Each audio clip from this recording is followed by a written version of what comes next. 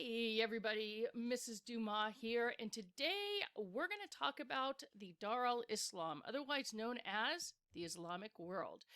And we have two learning objectives today. The first thing we're going to talk about is the faith of Islam and how Islam is going to affect society. So take a minute here, write down this learning objective, and then when you're ready, we'll get to it. So before we can talk about Islam, we do need a little historical context or contextualization. I know it's everybody's favorite. So a little background information. The Middle East has really been home to civilizations for a very, very long time. One of the first civilizations in the world was actually Sumeria, which you can see on the screen. And then you had Babylon with King Hammurabi and his eye for an eye code. And then you had the strength of the Persian Empire and then the Sassanid Empire. So there has been a lot of development in the Middle East prior to the time period we're about to talk about. The next thing you need to know is that there's also been a lot of different religions within the Middle East early on in history. We have polytheism, which is the belief in many gods. Zoroastrianism, which was one of the first monotheistic beliefs. And then Judaism, which is a huge religion and continues to influence the world today. So we've had a lot of different civilizations with a lot of different leaders and a lot of different religious practices. As well, in vast areas of the Middle East, most people lived in nomadic tribes. And within their tribe, they would move around from place to place to place to either trade or find necessary resources, maybe a little agriculture going on, but that wasn't as common. And these people were known as Bedouins and were usually polytheistic. So as you can see, lots of stuff going on in the Middle East prior to 1200 CE, and we're going to see another big change when we get the rise of Islam.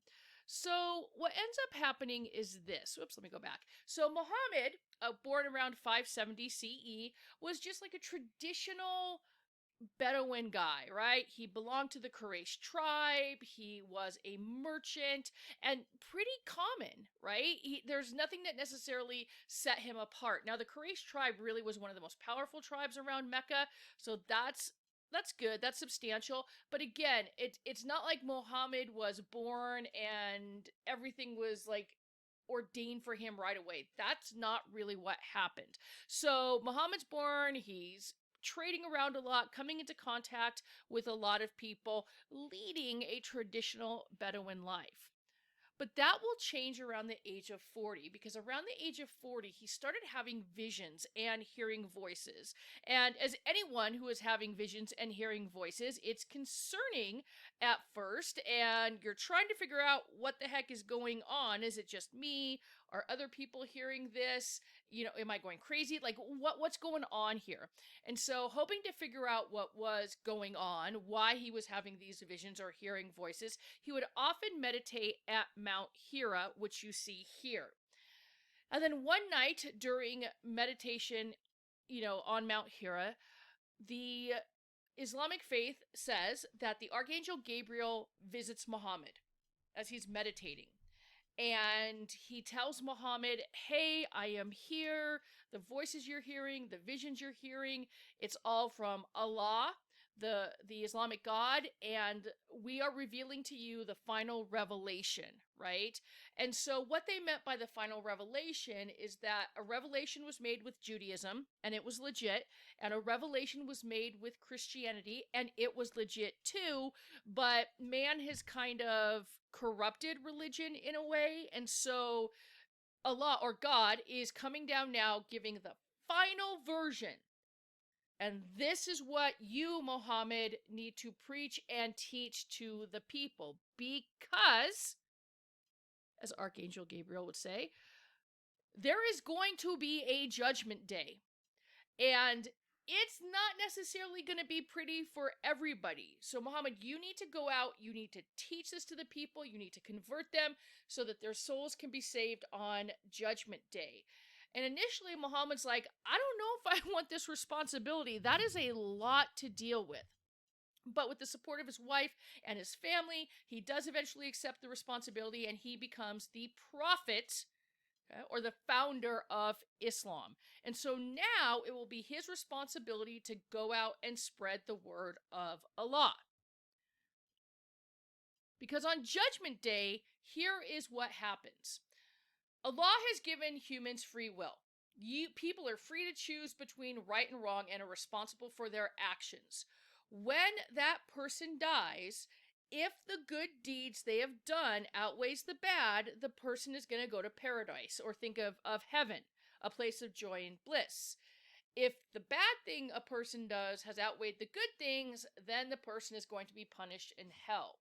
As well, those who reject faith in general will be the companions of the fire in hell as well. And so this is what Allah wants Muhammad to go out and say is, people, Judgment Day is coming. And you basically have two choices. You're either going to heaven or you're going to hell. And then people are like, well, how? How do we go to heaven? Well, it's pretty simple. According to the Islamic faith, a Muslim's duty is to do what is right and oppose what is wrong.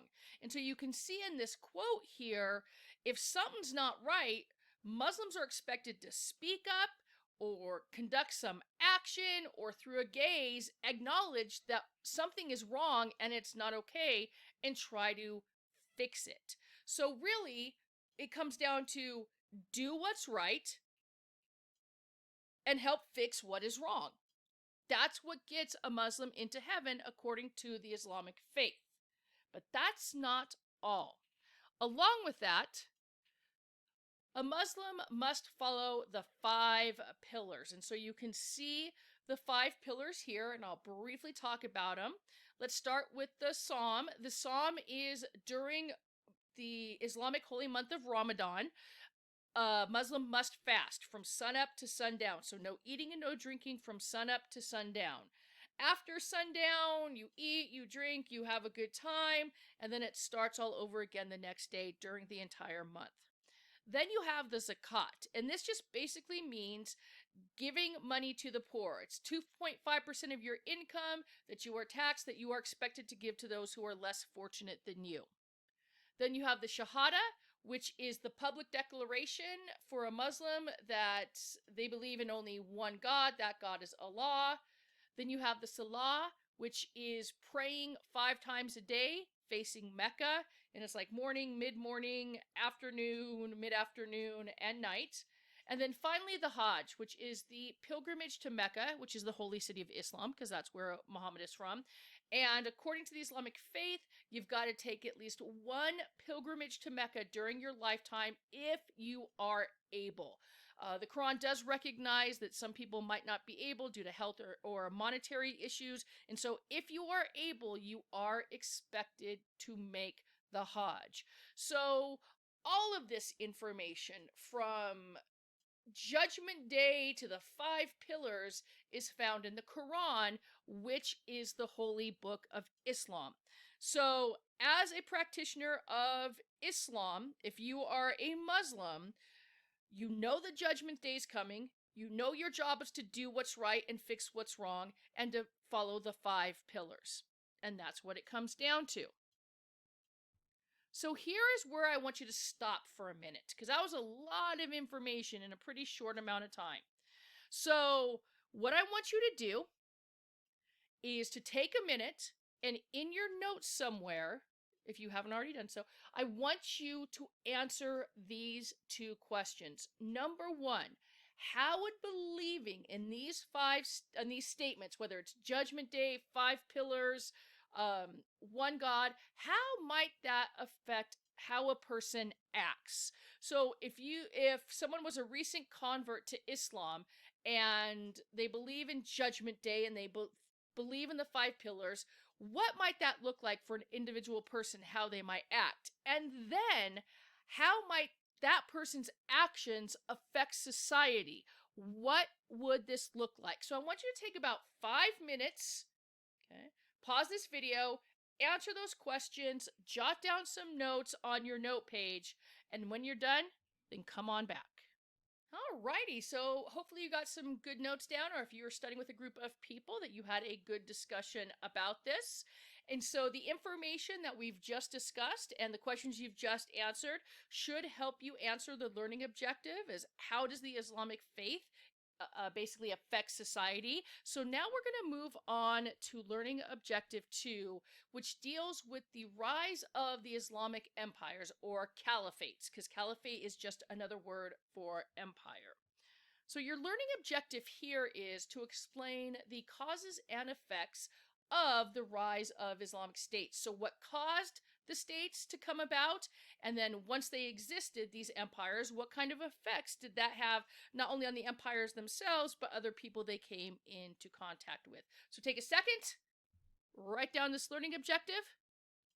All right, so really briefly, after the death of Muhammad, the Islamic believers continued to preach and promote the spread of Islam because Islam is a missionary religion. It actively seeks out converts.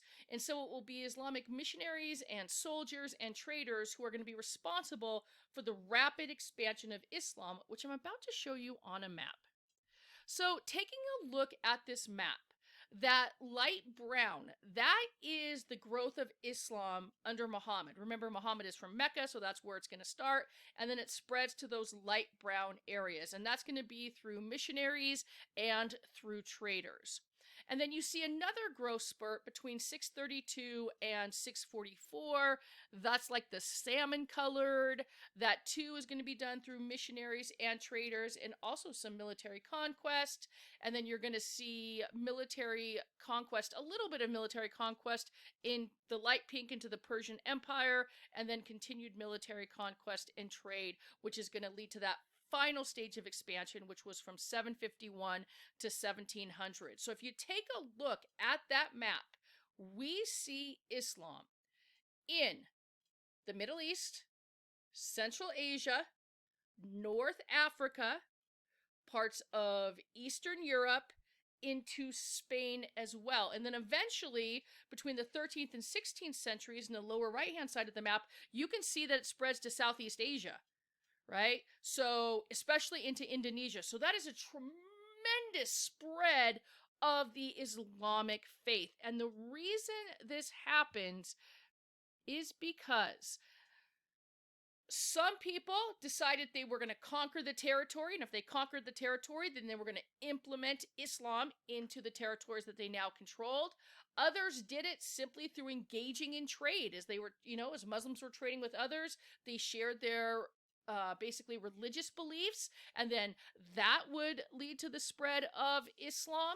And sometimes you just had missionaries who were going out to different places. So missionaries are religious officials. They go out to different places. They preach about Islam, and people converted. So those are the three main reasons for the rapid expansion of Islam.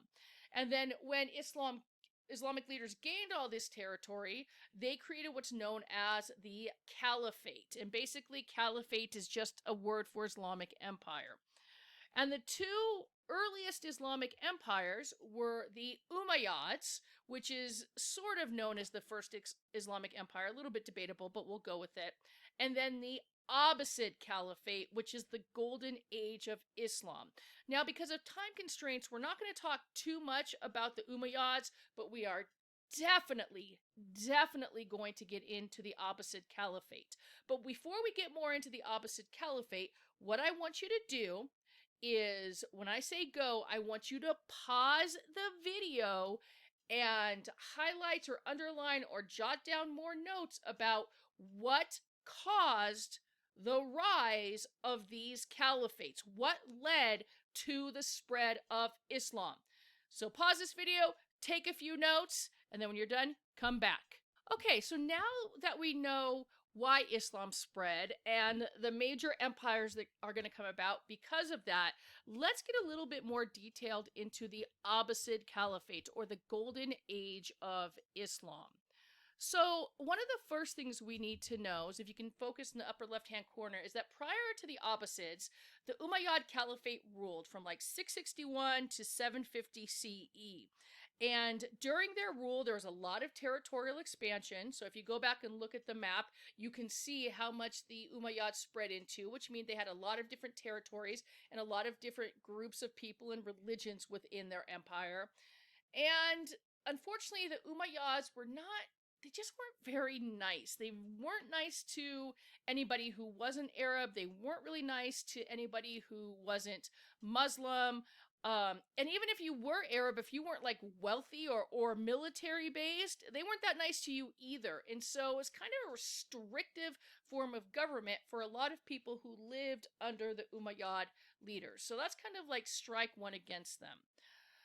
The other thing we know about the Umayyad Caliphate is that they were Sunni Muslim. And so let me explain that to you a little bit. When Muhammad was around, everybody was just Muslim, right? That's just a follower of Islam. When Muhammad died, there came a split because the decision had to be made, well, who was going to be the next leader of Islam, right? And some people believed that the next leader absolutely 100% positively had to somehow be related to Muhammad. Other people felt that no, the Islamic community should pick the next leader, and they don't necessarily have to be related to Muhammad. They just have to be the best leader for Islam. So the group who believed that the Islamic community should pick the leader, they became known as the Sunni Muslims, and that's what the Umayyads were. Well, a group of Shia Muslims, okay, didn't recognize the authority of the Umayyads. They're like, dude, we don't recognize the Sunni leader. No dice. If you're not related to Muhammad, we're not following you. And the Abbasids were Shia Muslim. And so because the Umayyads were Sunni, the Abbasids felt they had a right to overthrow them to take over the Islamic Empire. So because the Umayyads weren't necessarily that nice, because of the split between Shia and Sunni Muslim, eventually the Abbasids overthrow the Umayyads and come to power.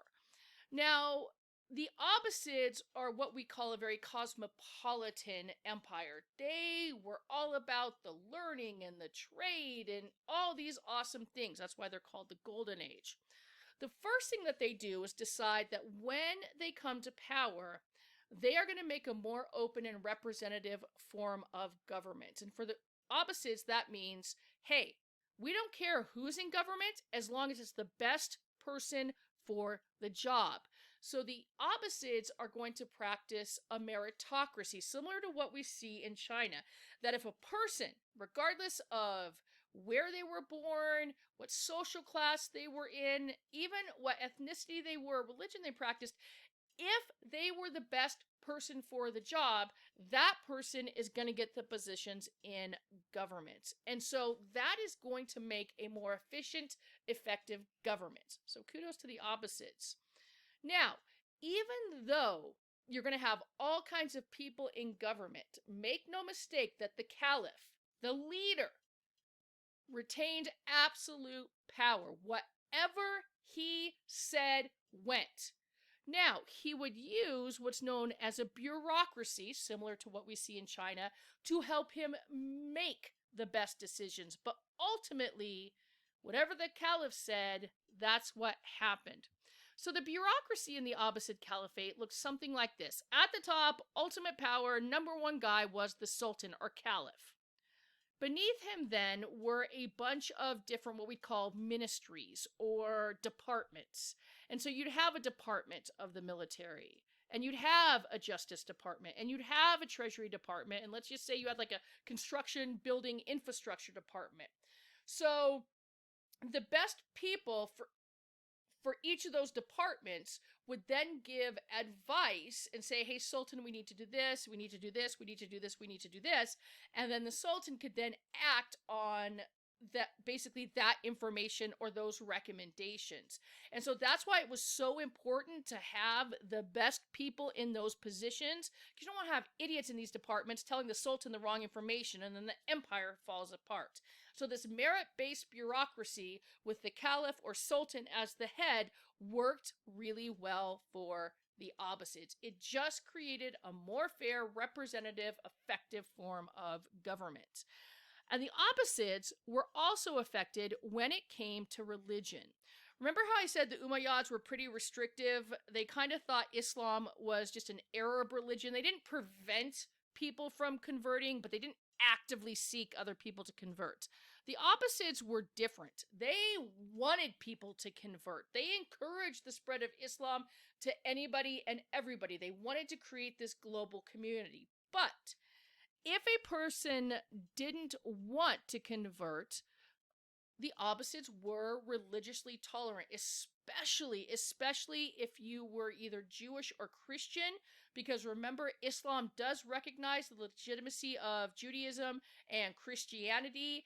And so if you were what they call peoples of the book, really, really tolerant. But the Abbasids also accepted other religions. So like, dude, practice what you want to practice. Now, if you did not convert, you did have to pay what's known as the jizya tax. So this is basically the non-Muslim tax. If you wouldn't convert to Islam, you did have to pay this tax. But if you paid this tax, you pretty much could practice whatever you wanted to. And this was really smart by the Abbasids because their empire was huge and they had a bunch of different ethnicities and religious groups within the empire. And if they were to come out and say it's only Islam all the time, that's going to lead to a lot of discontent and anger amongst a lot of different groups, which could eventually lead to rebellion and then revolution, and it's a disaster for the Abbasids.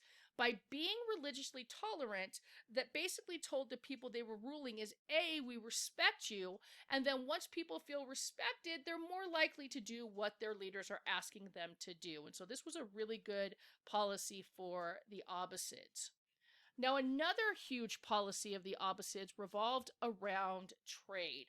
And the Abbasids were huge traders, which makes sense because Islam believes in trading. It believes in merchants. Muhammad was a merchant.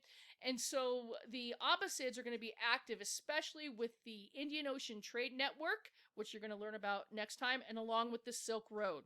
And they would trade with anybody they felt had knowledge or technology that was going to benefit their empire. So if they thought China had some good technology they wanted, they would totally trade. If they thought India had some great knowledge, hey, we'll trade with you. If Eastern Europe had good stuff, they would trade. They just were really about bringing in the resources and knowledge that would work best for the people of the empire. So the Abbasids are going to be tremendously active in trade. And some of the trade goods that we're really going to see coming out of the Abbasid Empire that other areas will want, the Persian rugs are going to be huge, which I'll show you a picture of later in class. You're also going to see spices and gems come from the Abbasid Caliphate as well. So the Abbasids had a lot of cool stuff to trade, and there was a lot of cool stuff they wanted, so trade was abundant. So going back to the learning objective that we started with, the causes and effects of the rise of Islamic states, here is what I want you to do next. On your note sheet, I want you to create, this is called a T-chart, whatever you want to call it. And on one side, I want you to write down what led to the rise of the Umayyad and Abbasid Caliphates.